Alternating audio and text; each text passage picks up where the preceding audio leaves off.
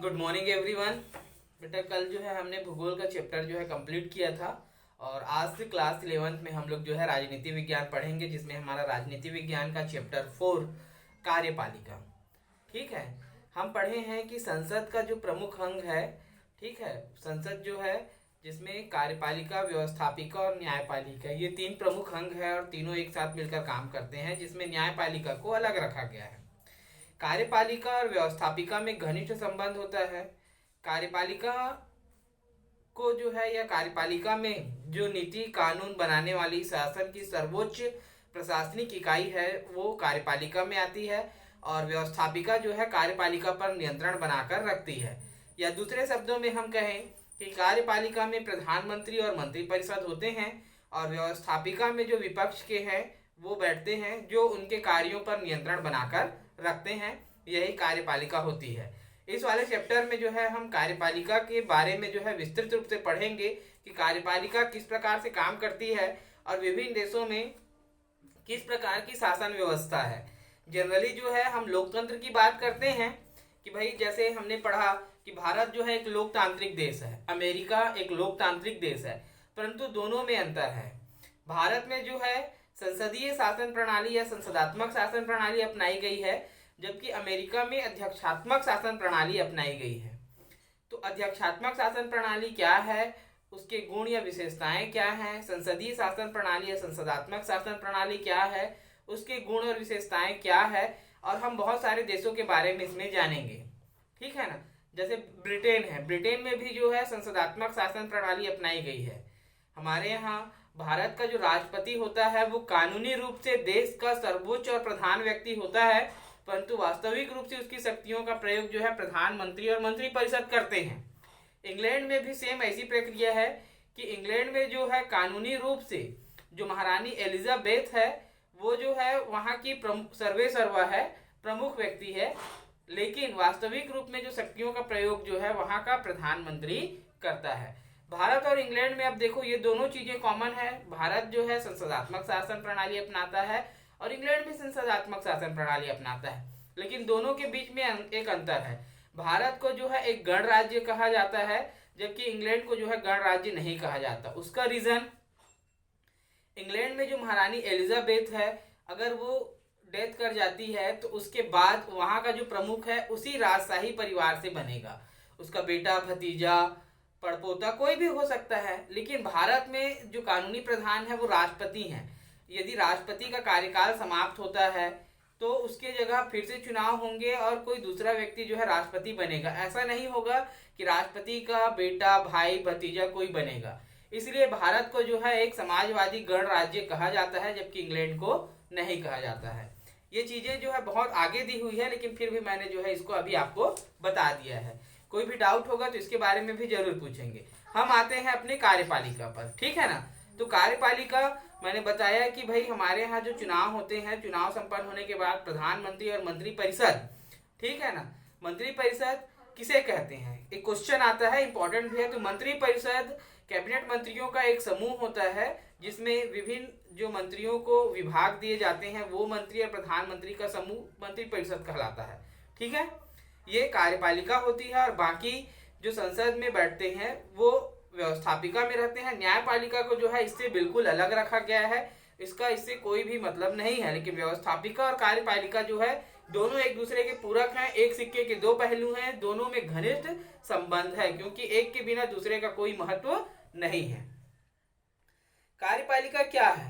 कार्यपालिका शब्द का प्रयोग मोटे तौर पर सरकार की उस शाखा के लिए किया जाता है जो विधानमंडल द्वारा बनाए गए कानूनों तथा नीतियों को लागू करने के लिए उत्तरदायी है।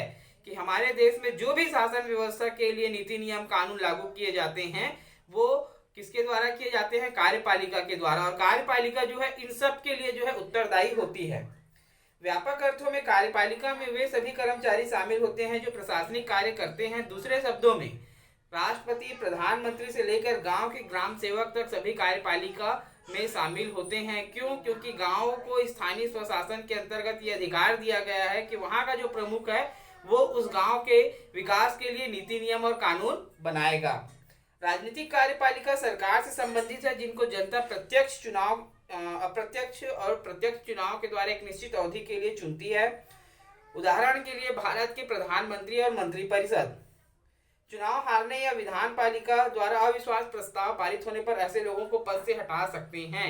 हमारे यहाँ क्या होता है कि जितने सीटों में किसी राज्य की विधानसभा या देश को जो है जितने भी लोकसभा सीटों में बांटा जाता है उसके आधे से एक अधिक जो भी दल बहुमत प्राप्त करता है उसकी सरकार बनती है। और जब कभी सरकार अपना काम सही ढंग से ना कर रहा हो तो विपक्ष में उसके लिए जो है अविश्वास प्रस्ताव पारित किया जाता है। इसे अंतिम हथियार या अंतिम रूप में लिया जाता है। और यदि राष्ट्रपति के सामने या राज्यपाल के सामने राज्य में किसी सत्तारूढ़ दल के खिलाफ अविश्वास प्रस्ताव पारित हो जाता है तो उन्हें पूरा त्यागपत्र देना होता है। और पूरे देश में आम चुनाव होते हैं, ठीक है।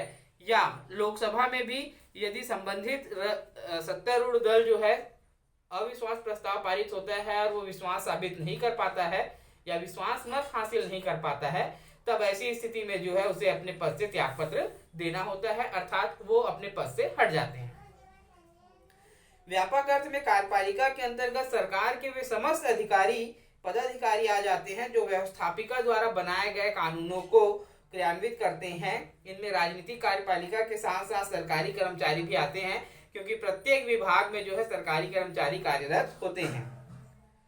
इन सरकारी कर्मचारियों को स्थायी कार्यपालिका भी कहा जाता है। रीजन, क्योंकि ये शासकीय कर्मचारी हैं, नौकरशाही तंत्र है और ये एक निश्चित अवधि के लिए जो है उस पद पर आसीन होते हैं, जबकि जो मंत्रालय है और जो मंत्रीगण हैं वो निश्चित अवधि के बाद बदलते रहते हैं, क्योंकि उनका कार्यकाल पूरा होता है और वो बदलते रहते हैं। इसलिए इन शासकीय कर्मचारियों को स्थायी कार्यपालिका भी कहा जाता है।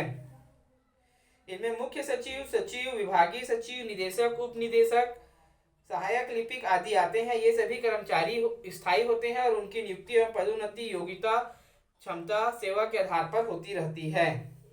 इनके कार्यकाल और वेतन पर राजनीतिक चुनाव आदि का असर नहीं होता और ये चुनाव नहीं लड़ सकते हैं, ना ही किसी दल को जो है खुलकर सपोर्ट भी कर सकते हैं। स्थायी कार्यपालिका राजनीतिक कार्यपालिका के सलाहकार के रूप में कार्य करती है। अंतिम निर्णय राजनीतिक कार्यपालिका द्वारा लिए जाते हैं। कार्यपालिका के प्रकार, सभी देशों में एक ही तरह की कार्यपालिका नहीं होती। जैसा कि मैंने स्टार्टिंग में बताया कि भारत में जो है संसदीय कार्यपालिका चलती है, तो अमेरिका में अध्यक्षात्मक शासन प्रणाली अपनाई गई है। आपने अमेरिका के राष्ट्रपति और इंग्लैंड की महारानी के बारे में सुना होगा, लेकिन अमेरिका के राष्ट्रपति की शक्तियां और भारत के राष्ट्रपति की शक्तियां बहुत अलग है। भारत में जो राष्ट्रपति है उनकी शक्तियों का प्रयोग प्रधानमंत्री करते हैं, जबकि अमेरिका का जो राष्ट्रपति है वह भारत के प्रधानमंत्री की तरह ही शक्तिशाली होता है और सारी शक्तियां जो है राष्ट्रपति में ही निहित होती है। इसी प्रकार इंग्लैंड की महारानी की शक्तियां नेपाल के राजा से अलग है। भारत और फ्रांस दोनों ही देशों में प्रधानमंत्री हैं, पर उनकी भूमिकाएं अलग अलग हैं। ऐसा क्यों? तो पहला, अमेरिका में अध्यक्षात्मक व्यवस्था है और कार्यकारी शक्तियां राष्ट्रपति के पास है। कनाडा में संसदीय लोकतंत्र संवैधानिक राजतंत्र है, जिसमें महारानी एलिजाबेथ द्वितीय राज्य की प्रधान और प्रधानमंत्री सरकार का प्रधान है, जो मैंने बताया था। तीसरा, फ्रांस में राष्ट्रपति और प्रधानमंत्री अर्ध अध्यक्षात्मक व्यवस्था के हिस्से हैं। राष्ट्रपति प्रधानमंत्री और अन्य मंत्रियों की नियुक्ति करता है, पर उन्हें पद से नहीं हटा सकता, क्योंकि वे संसद के प्रति उत्तरदायी होते हैं। कि नियुक्ति का तो अधिकार है, पर उन्हें पद से हटाने का अधिकार नहीं है, क्योंकि वो जनता द्वारा चुने होते हैं और जनता के प्रति जो है अपने प्रत्येक कार्यों के लिए उत्तरदायी होते हैं। जापान में संसदीय व्यवस्था है, जिसमें राजा देश का और प्रधानमंत्री सरकार का प्रधान होता है। ठीक है।